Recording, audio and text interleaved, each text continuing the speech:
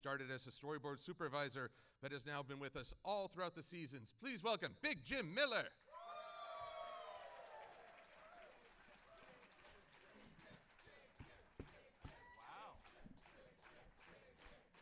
Wow. Okay, that's enough. Stop that. See, he even can direct the fandom. Next up, we know and love her as the voice of Daring Do. She's also been in Inuyasha, Dinosaur Train, starred in Stargate Atlantis, and several generations of My Little Pony. Please welcome Shiarazani. Yeah. Our next guest, we know him from a great variety of screaming, usually from a power-up cycle that lasted 3 episodes. He's been Vegeta on Dragon Ball. In many cases, he has been Aoizotl, Carrot Cake, Filthy Rich, Double Diamond, also starring in Ninjago, Mega Man, and Mobile Suit Gundam 00. Please welcome Brian Drummond.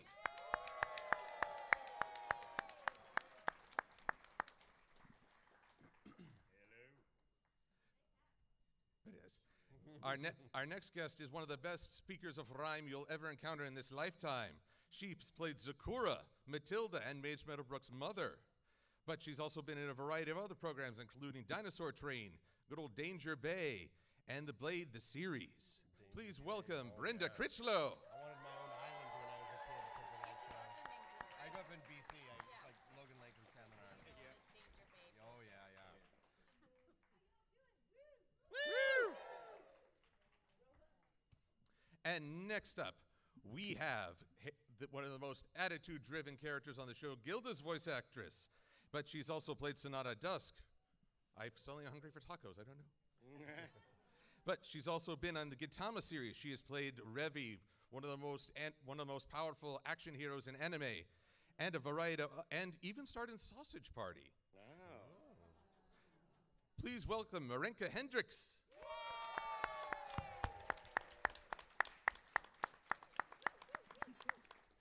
And last but certainly not least, hailing from another branch of the franchise, the comic industry, she creates hypnotically beautiful artwork for both IDW with My Little Pony, Rick and Morty, even the X-Men collection. Please welcome Sarah Richard.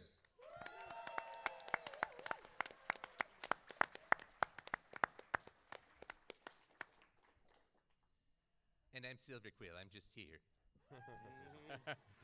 Also what's here is a Jenga set. No, we're not going to have a bonfire. That would be a fire code hazard.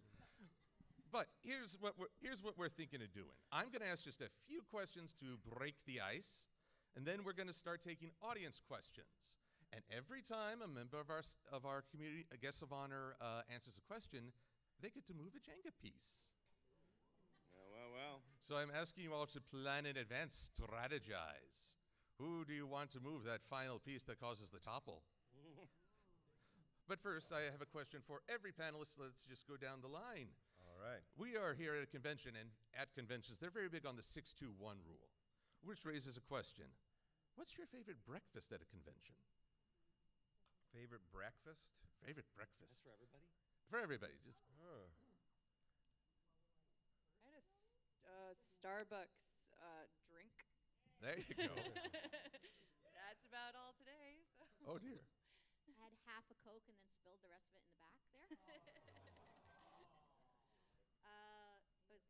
Can you hear me? Yeah, sort of, kind of. I did a little flyby Whole Foods, so I had some yogurt and banana, and I think I might have put some nuts in there too, because I got a bag of nuts. So. Yeah, but you know what? It works. It keeps the constitution going, and you know, I could go on about that, right? Especially when you're at a con. Well, let's see. I turned 50 this year, so I'm starting to incorporate a lot of bran, prunes, and caffeine. A big glass Fiber. of Metamucil. Fiber. Metamucil, yeah. I just have coffee in the morning. I'm a coffee girl.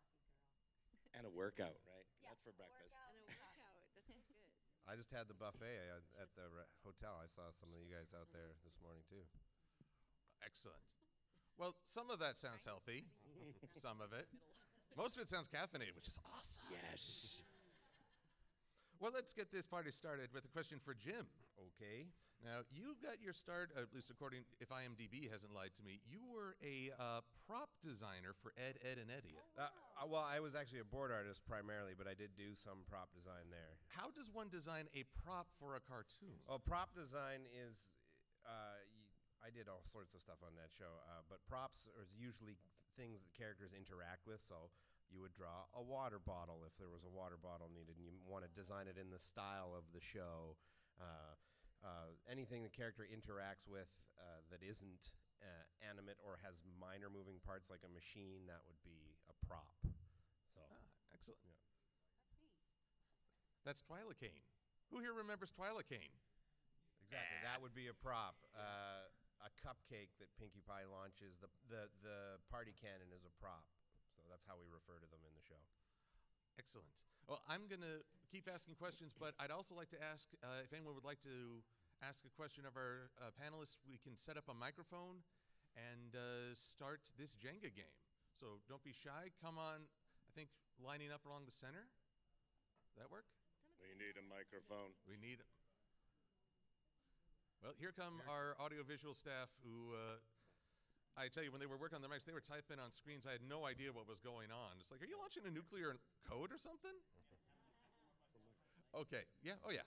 I asked lots more questions. Can I just ask that some of the foals come up too? Oh, so we get yes. some of Yeah, the if any of the littlest kids peeps come have on up. questions, give them priority, Yeah, please. come Yes, on up. please. Because sometimes they get a little shy. Come on up if they have a Any question. children at heart should also get priority.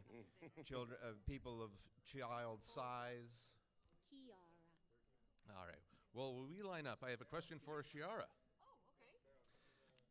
I understand that your work began with a talent competition where you won a chance to meet your idol, Punky Brewster. Yes. Does anyone know Punky Brewster? Oh, Soleil yeah. I Moon think you- Frye. I think you need to move a little closer to the mic. I know, I don't know. No, this isn't working. Here, Kiara. Okay. Alright. Okay. So, Okay, yes, we does got it anyone know who Punky Brewster is? Soleil Moon Frye? Yes. Okay, good. Okay. So I was 7 years old, and my mom saw this contest in a mall that said Search for a Star, it was called.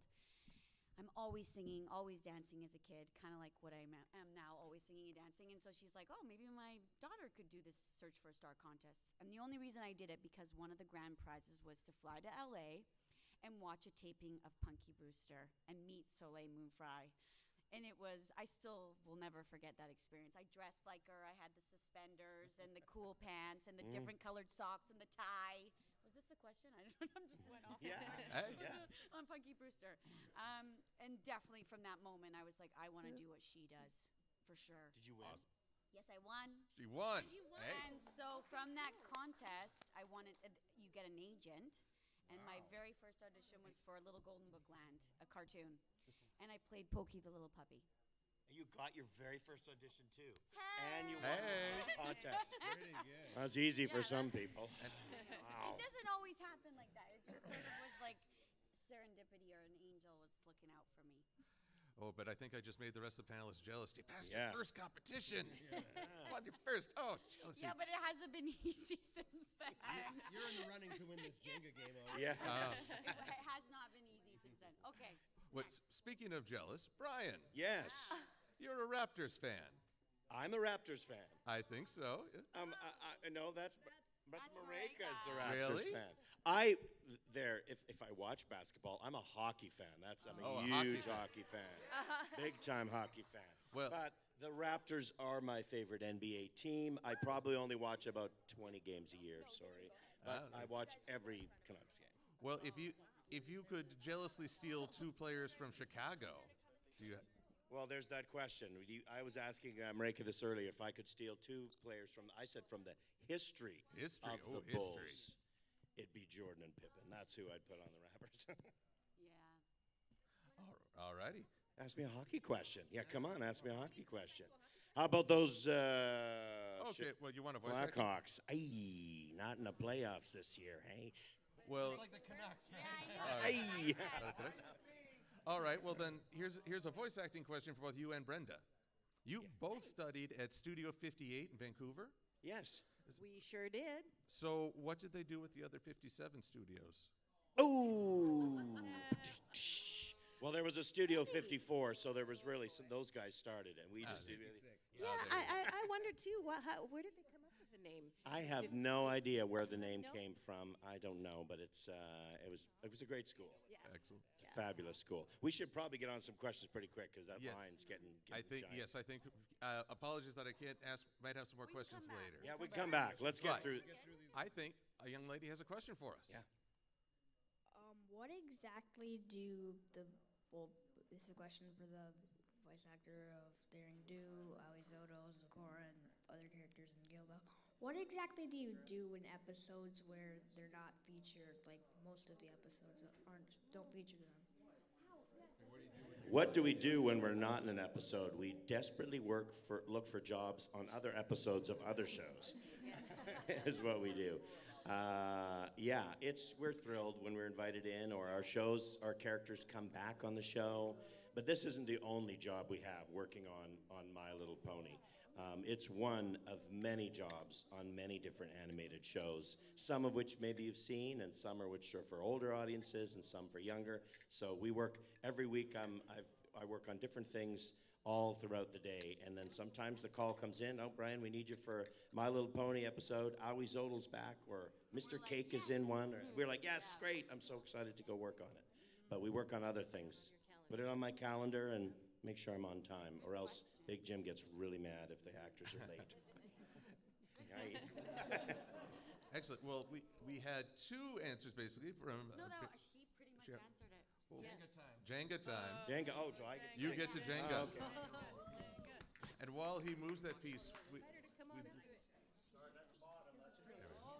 Uh-oh. There you go. There's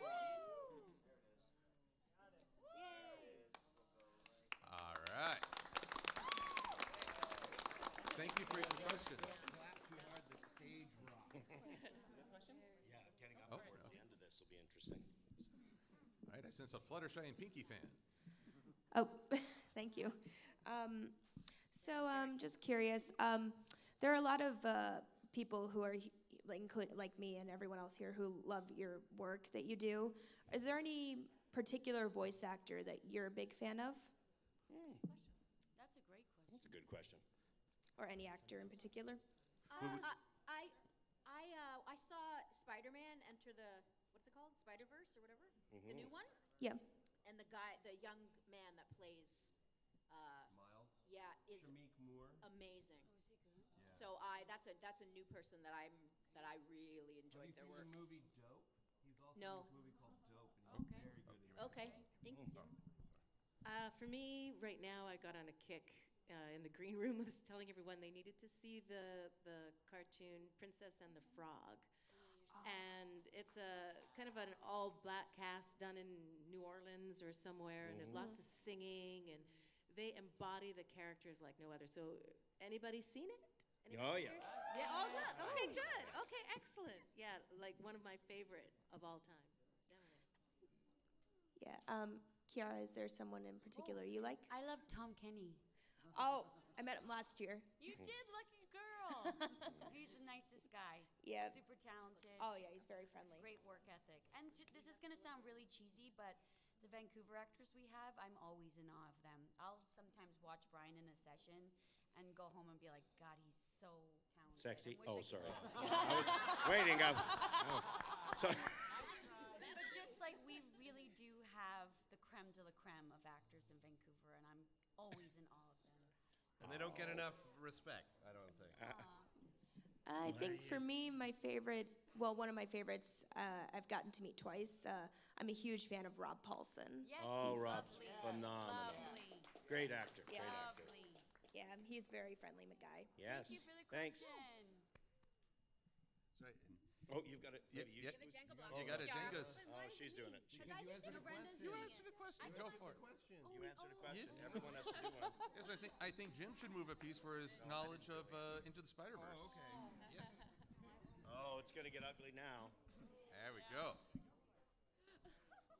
Never has there been such tension in a panel. Find the loose pieces. Oh. You can keep asking Oh. if you want. Oh. Oh. Oh. That's a tight. That's a tight Worst one. Jenga ever if you guys knock this over right now.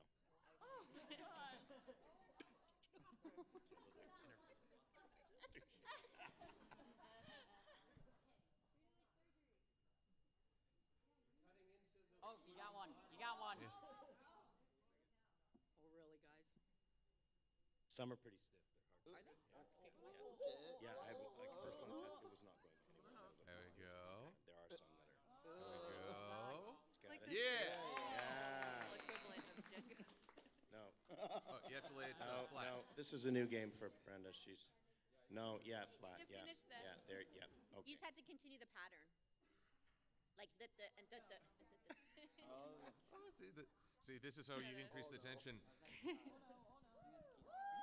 There we go. That's getting ugly. Oh, Nice. Go.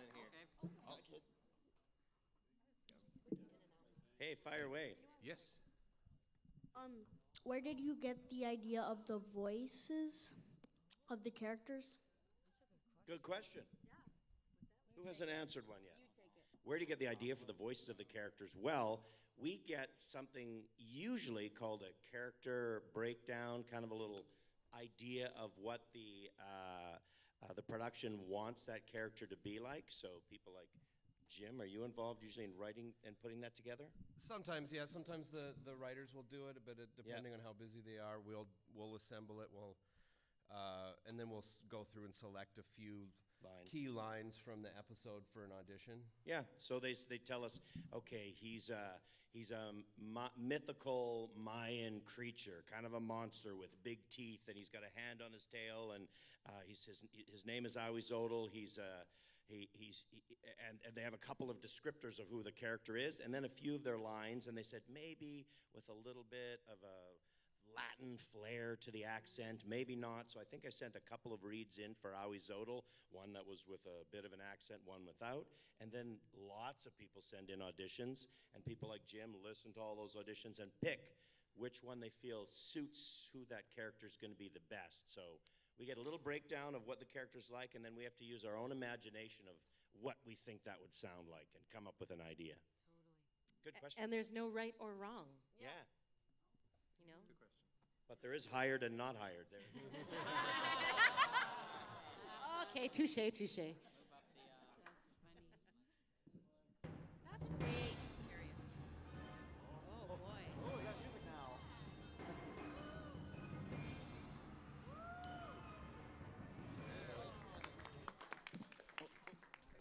There's a section that's crazy, right? Oh yeah, yeah. There's a real jerk move that could happen right now. All right.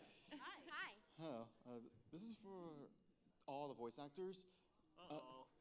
make it short, sweet. Just a hypothetical question. What is the one character that you've always dreamed about like voicing if you ever got the chance? One that they haven't already voiced? Yes. Like who would be your dream role? Dream role. Like if they had never done a voice for, say, Daffy Duck, would you want to do Daffy Duck?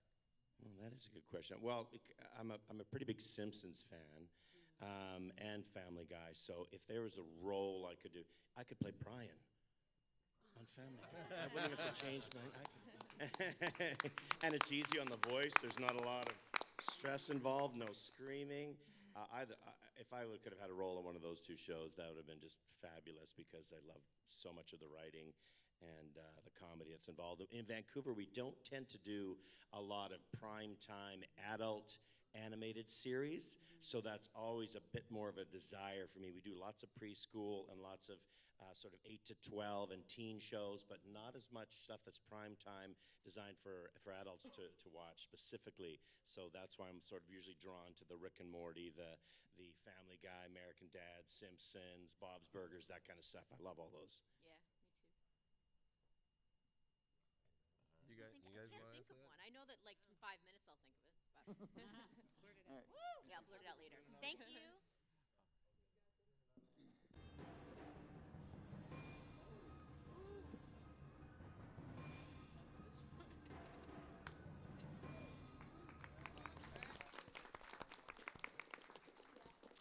Hello. Hi. This isn't really much of a question. It's more of a suggestion for Big Jim right here. It's about the season 9 series finale. You remember the book from the beginning of the series? Yeah.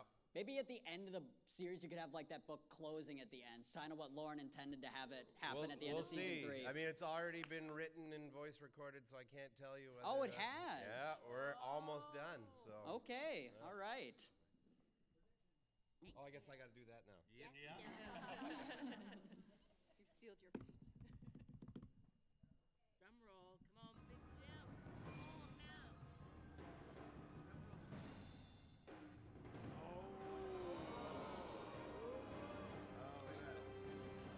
Careful walking around. Oh, no, yeah, careful walking over there. There's one. Question for Brenda. What is swamp fever? What is swamp fever. Yes. Okay, y'all. Swamp fever. Somebody help me out with that one. Swamp fever. It's what Zakura was infected with and almost became a tree. And, Yep. Well, there you go. I don't know if I can tree answer. All right, Silver Quill, go. What, me? I think he answered it, so I guess you got to go pull a block. I'm going to destroy That's what we this. call it. Yeah. Before I move When the the block, boys aren't though, I'd around. like to just ask a question of the comic realm of Sarah.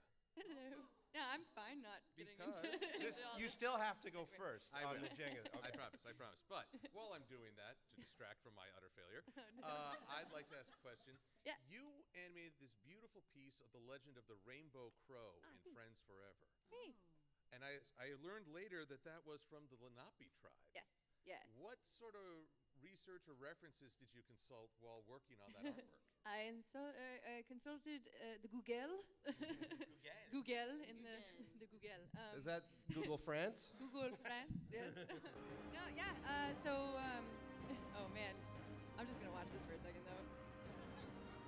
Gonna watch it. All eyes are on you. Nice. Hey. Oh. Walk carefully. Oh my God. Walk carefully. Yeah.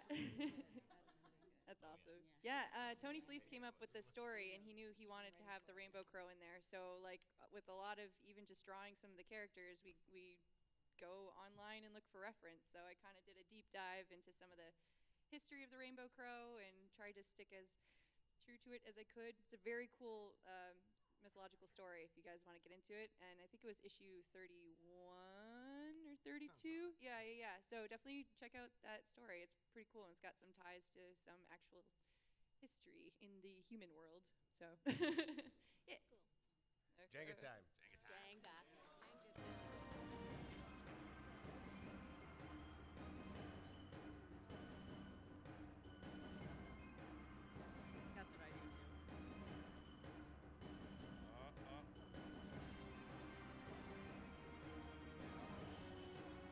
They need to be waxed.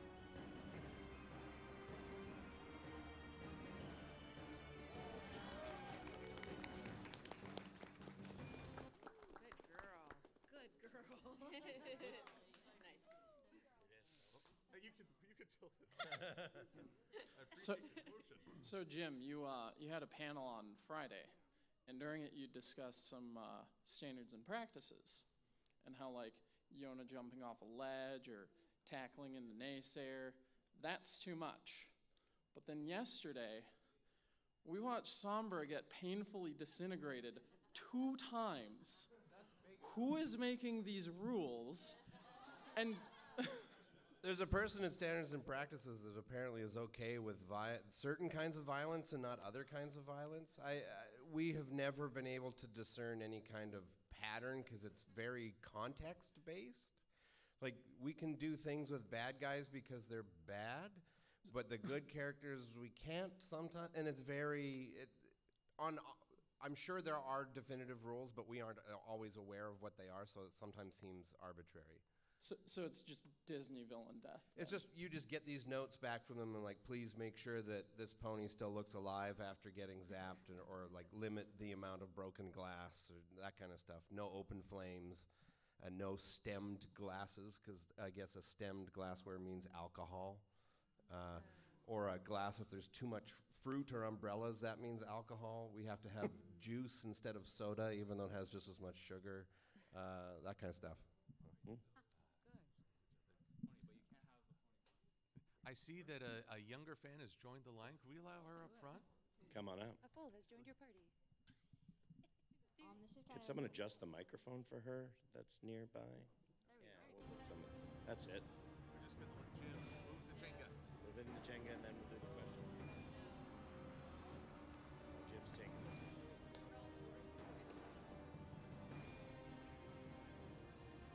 Oh. Oh, there it was.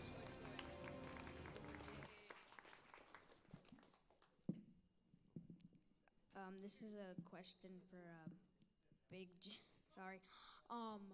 What about the whole My Little Pony Friendship is Magic comics where Sombra was actually a good character? Did you just throw it out the window for the premiere? Like, why was that not continued from the comic? Yeah.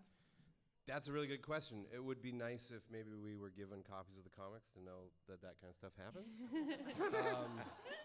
Unfortunately, we don't have, like, because we're at DHX and Hasbro is in charge of organizing the continuity of the comics, like, we don't have a person at Hasbro who's the single person in charge of the continuity for the series.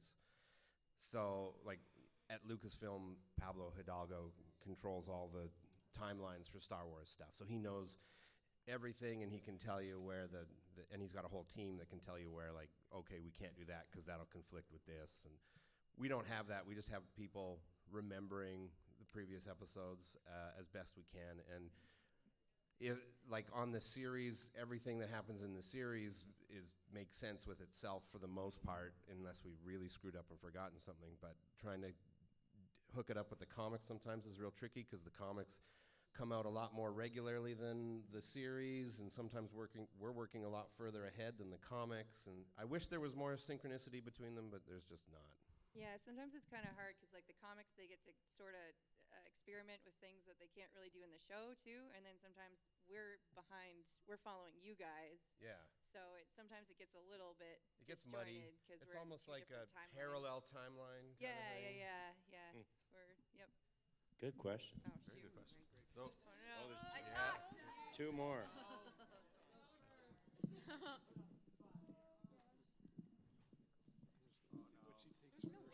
You're good.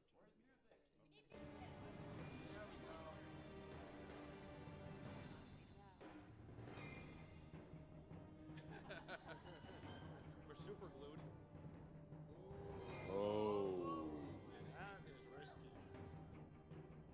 You slide it over, yeah. You're getting the assist. It's clearly against the rules, but whatever.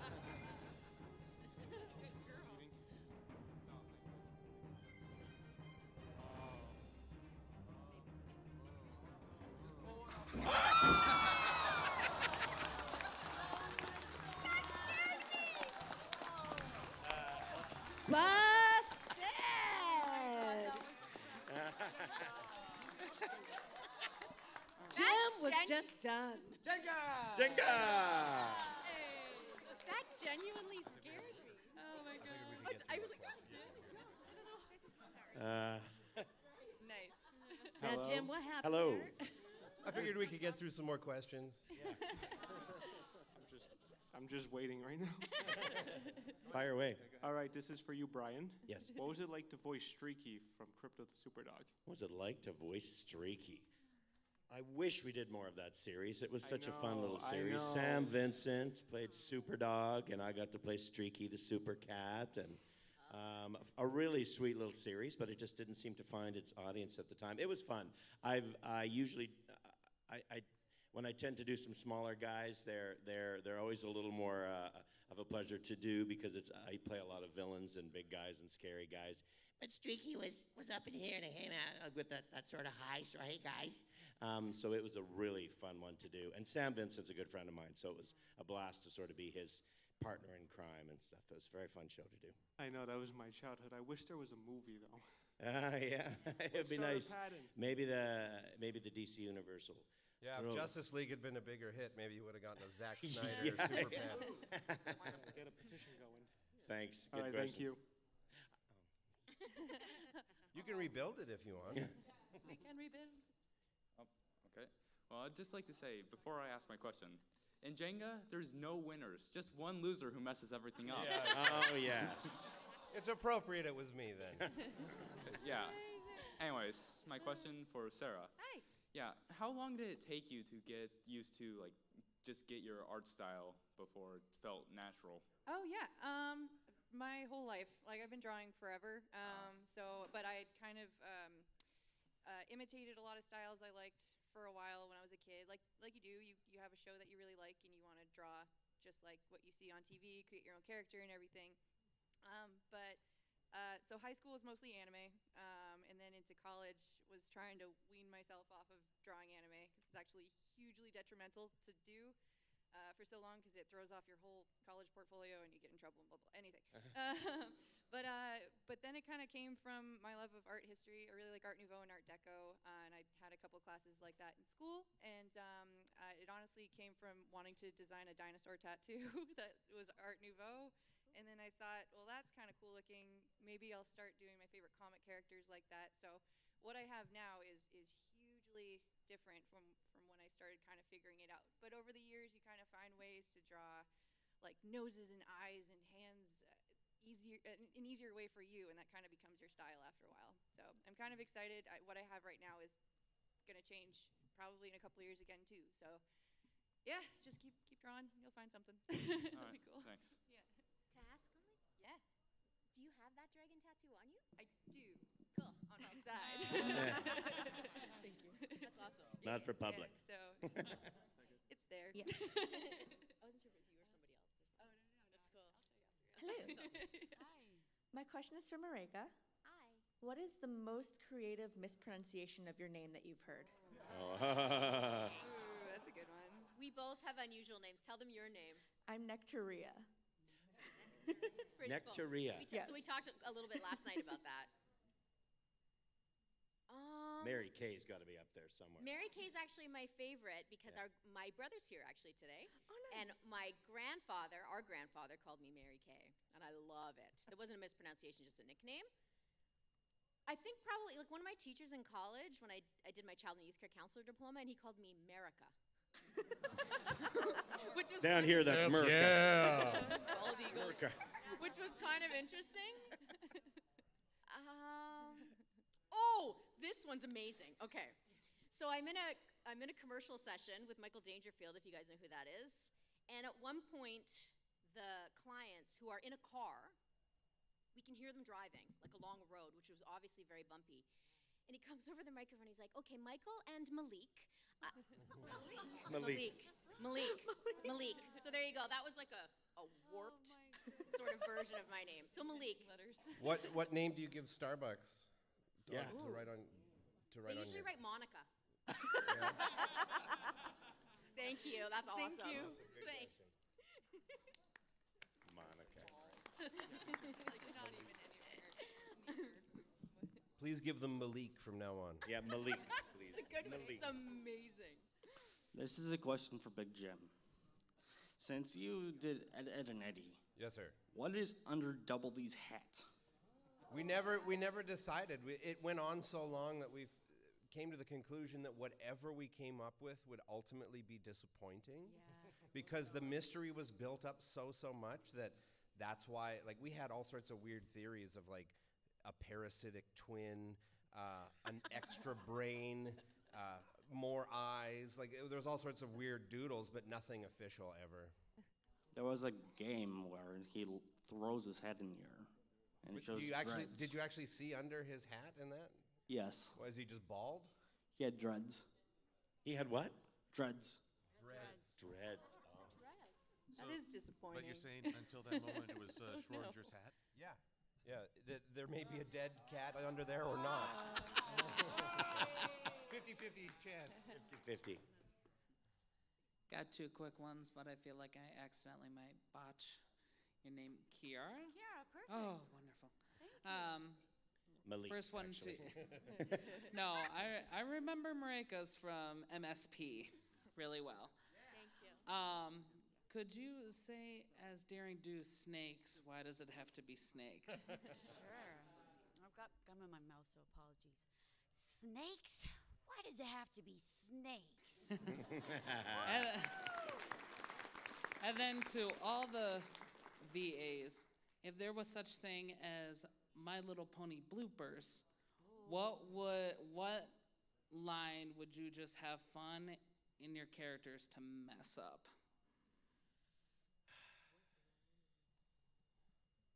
What would be a fun blooper to say as your character? This is difficult because there's children here. My favorite bloopers involve swearing, isn't in the character voice. How is Oda swearing? Maybe we can narrow this down.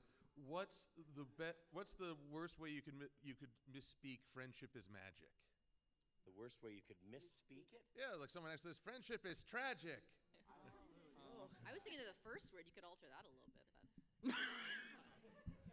Like But flernship bold is again, we're not gonna blagic. Feng Shui is magic. Feng Feng Shui. Shui is magic. Amway is magic. Amway is magic. Friendlies this way. Friendship. Oh, well, that's thanks. Thank you. This one's for both Brian Drummond, Cherazani, and Big Jim Miller. In terms of for both Daring Do and Ikizol, did you actually have to, like, for the inspiration of your characters, was it like watching some adventure series or movies to get yourself and get the inspiration for the voices? Or? No, it was weird. We had talked briefly about this for this character because it said it was a Mayan. It was actually funny because it was written on the first character breakdown. It said Mayan accent, and I'm like, Does anyone know what that is? yeah, I know. This is a dead language. It's like there is no one on the planet who knows how a Mayan person would have spoke English with a Mayan accent. So I just went for an idea. Clearly, I looked up. I was like, what is an Ahuizotl? I'm like, oh, it's kind of like the chupacabra of South America. And it actually, I saw pictures of it and got an idea. Because I actually never saw the drawing of the character when I auditioned. So I looked up what one would look like, and it's got similarities there. And then I just played with the idea of a little bit of a Latin flair to him, and a bit of an over-the-top type villain was what I went with. I definitely watched some Indiana Jones and tried to pick up that vibe. Thanks Yeah, for a great question. and then for the when we actually board and make those episodes, we do watch, like, we reference Indiana Jones all the time. Yeah. Obviously, lots of other adventure films. Like, I was just watching Treasure of the Sierra Madre again last night. There's some of that. Romancing the stuff Stone? in there. Yes, absolutely. Yep. Thank you. Hi, so I have a question for Brenda. So Zecora has been in the show ever since season 1, but not a whole lot. And if I remember correctly, Zecora is the only zebra there is. I think so. What are your thoughts on zebra culture? Because they haven't really explored that. Oh, well, what are my thoughts on zebra culture? Well, first of all, we should have a whole lot more. I'll say that right off the top. And we don't have any other family members of Zecora. So she was introduced kind of as a lone zebra Zecora's pony. Very mysterious. Yeah, and they've kind of left that as the mystery as to why she's on her own, because zebras are herding animals. They move in a pack, right? Yeah. So Jim, why are they alone? I can Jim? give you a Jim. real production answer. You remember yesterday when someone asked, like, how hard is it to write Zecora's rhymes? You want to write a whole race talking that way? No writer is brave enough to take that on. You'd have a whole herd, I suppose. Is there any difficulty, like you were talking about this character with spotted difficulty with stripes involved? Is that challenging too? Like tracking those kinds of elements on an animated character can be difficult, and so that would be another reason. You know, we would do it if it came up in a story context, but it can be extra difficult. Yeah. That's a great question. Very good question. Thank you. Hi, everyone. Hi.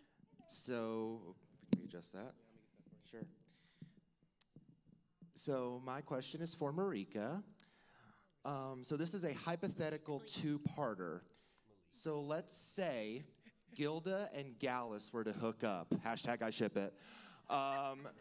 Where would they go on a date, and what would they talk about? I think need to provide some context. Gallus is a Griffin character recently introduced as a student. He's much younger too. It's hypothetical, Jim. Okay. Gilda hooked up with grown-up Gallus. Okay. Where would they go on a date?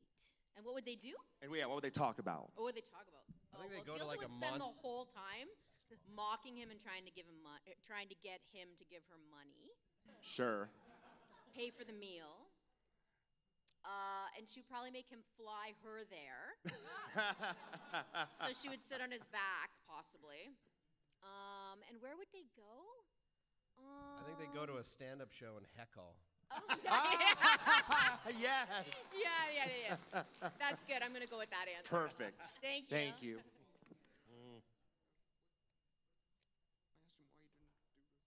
They'd be old and be like the two grumpy Muppets. Be so cute. Statler and Waldorf. Yeah, sorry. Handing in my nerd card later. Hi. Hi.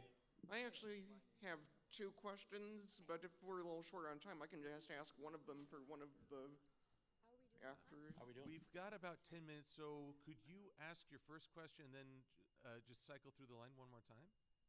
Okay, for Chiara, I'm curious just to have a little more insight as to how you were chosen as young as 8 for a role in that cartoon, Pokey the Little Puppy. Like, have you always been into voice acting from a really young age and just decided to like audition for it? To, like, if you could give me a deeper insight as to how that happened Why at am such I a young still age. doing First of all, I love this job. It's the greatest job in the world. And Pokey Little Puppy from Golden Book Land was my very first audition.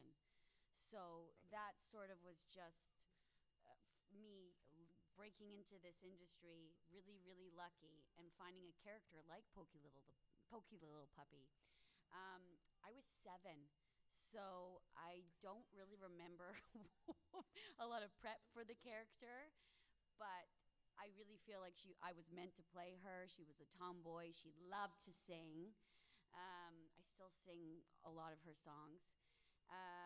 And it's a job that I'll never forget because it's why I'm still doing this job. And when her family saw the paycheck, they were probably like, "Do you want us to keep doing this, honey? This is a lot of fun for 7-year-olds." Did you ever watch that show?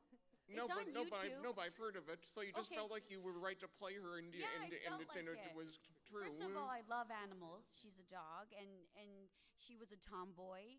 She loved to sing, everything I love to do. It's on YouTube. Try and find it, and you'll see it's really sweet. Okay, I'll definitely look it up. Yeah, thank you for such a great question. Pokey the Little Puppy. They're at books, too. No, I'm good. Question for Big Jim. What was your inspiration and concept when you were creating the concept for King Sombra for the series? That was written by the writers, so we knew that he was coming back, and I was just the storyboard supervisor at that point. In general. But you mean for like his look or the voice? Just in general, like when he first got introduced in season 3.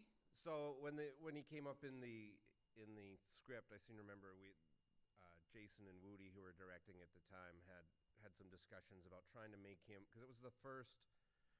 No, I guess he wasn't the first male bad guy, but they were trying to do something that was very different from the bad guys we had already seen, and then I think they wanted to try and do he was mostly a cloud through most the first two-parter, and I don't even know if in the original script, I can't remember if he actually became corporeal in quite the same way that he does in the final episode, but we looked at a lot of like tyrants and stuff, like those classical, like Vlad the Impaler kind of stuff, and that's why he's sort of slight vampire fangs, and looked at those kinds of things. And then Red and Black just seems sort of edgy, as you guys all know. So yeah. Okay, thank you. Real quick, we're at about the 5-minute mark. Okay, rapid fire. So we're gonna enter the lightning round. Yeah. Alrighty. For the voice of Sonata Dusk, because I am terrible with names, what do you think Sonata is doing now after the events of Rainbow Rocks? Do you think she's working at a taco place? She's working at all the taco places in town. She just keeps going like 24/7. Yeah, 24/7. She never sleeps. Just goes around, bugs all the customers, says insane things that don't make much sense. And to her, every day is Tuesday. All right, quick question for everybody on the stage there. If you have a favorite fan interaction you can quickly discuss in about a minute. Favorite fan interaction? That's Anything that stands out? Oh, yeah. Wow. Would that be at this con or any con? Any con. Or even just walking down the street. Whenever I do a sketch for somebody and they walk away hugging it, makes me infinitely happy. So that happens quite a bit at especially like pony conventions, and it really, really means the world. So that's always my favorite. For me, I think some of the best stories are when someone confides in me and they tell me how much this show has changed their lives because they were going through a really difficult time. So whether it was about acceptance or they were being bullied or they were suffering from depression, it's always wonderful for me when someone just lets me know which episode that was that turned them on to the show or that they learned something from and it changed their perspective. Yeah, very similar. This con or anime cons, like, because there's a couple other shows that I'm a part of as well, that similar interactions where people say it gave them strength somehow to either meet other people or even come to an event like this and create friendships because they didn't have many, and create an environment for them to grow personally somehow. And they said it was that voice that did it, or it was that moment when I saw that character, or it was that episode. That's always exciting to hear that And stuff. just to be real quick, serendipitously, that girl standing right behind you did that to me yesterday. And it made me that's so tear cool. up. That's so cool. Those are the moments I never forget. In addition to what everyone else says, like coming to these events and seeing that people are really taking the messages of the show to heart and being kind and generous and funny with each other and all that stuff, that makes me happy that people are paying attention and learning from the show and reminding us that make it that it does have value and does have impact, and that's really special. Thanks. Thank you. I want to do a quick rapid fire question, a different question for pretty much every one of you, if possible. So Sarah, what's the inspiration for your beautiful art style? Oh man, Art Deco and Art Nouveau. Marika, if Gilda were to watch Black Lagoon and see Revy and think, man, I want to say something cool, what would she say that's full appropriate? I was gonna say, oh my goodness. Full appropriate. She'd just go like this. Brenda, do you like on-camera or off-camera work before? I've seen you in a Hallmark movie or two. I like both. I'm comfortable behind the scenes. I do a lot of on-camera coaching, and it's just different being crew and assisting a fellow actor. And I coach actors and actresses all the time. So both are very different, and I'm glad that I'm comfortable and I'm happy doing both. Yeah, so I'm good with both. For Kiara and Brian, are you Indiana Jones fans, or did you become more of an Indiana Jones fan? Absolutely. Yes. Raiders of the Lost Ark is always my favorite, but big. Are you? Not really. Oh, you've got. But I think it's cool. I just haven't seen it. Thank you for coming. You've been a blast. Oh, thank you. Yeah. And Big Jim, out of all the G1 villains, what was the creative concept for the team to choose Grogar to come back for season 9, to bring him back? He just seemed like the one that could be the biggest threat. It's looking cool. I'm looking forward to see the next season and what you all get to do in it. Cool. We're just about out of time, so we can't do group questions, and we can't pick on anyone else in the line, but we can get through these next three. Yes. Okay. So really quick. So I know that the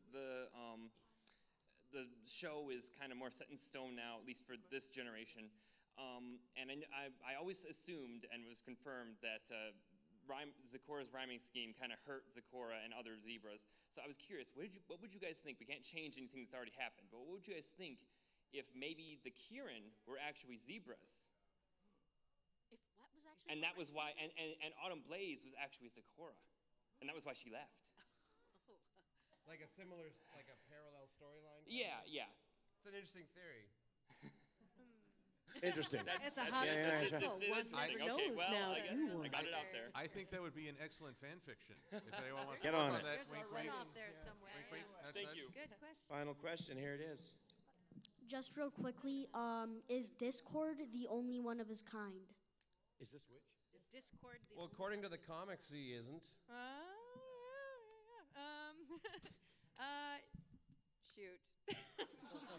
Well, all I know is I've seen that cover with. Yeah. Was his name? Cosmos? Cosmos. Yeah, Cosmos. I don't know if she counts as a. Is she? Is it a she? It's Discord's ex-girlfriend. So, yeah.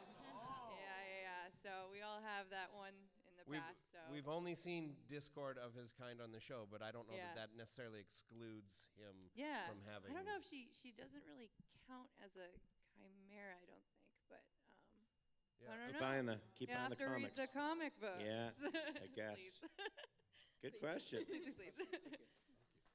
Great questions, you guys. Wow. I'd like to give thanks to all our panelists for coming out and sharing your time, your talent, and your insight with all of us. Thank you. And I want to thank you, the fans, for coming and being an audience to provide these interactions and memories. I hope you all have a wonderful time at the rest of Whinny City. Silver Quill, thank you. And last chance to come see us and say hello in the whatever room we're in after this. Come say hi, shake a hand, get a hug, bro hoof, all the stuff. Get some sugar. Jim, you made a mess of my stage. Isn't that why you invited me? Yeah, it's true. It actually is. Thanks, everyone, for coming. Give it up for our guests of honor at Silver Quill.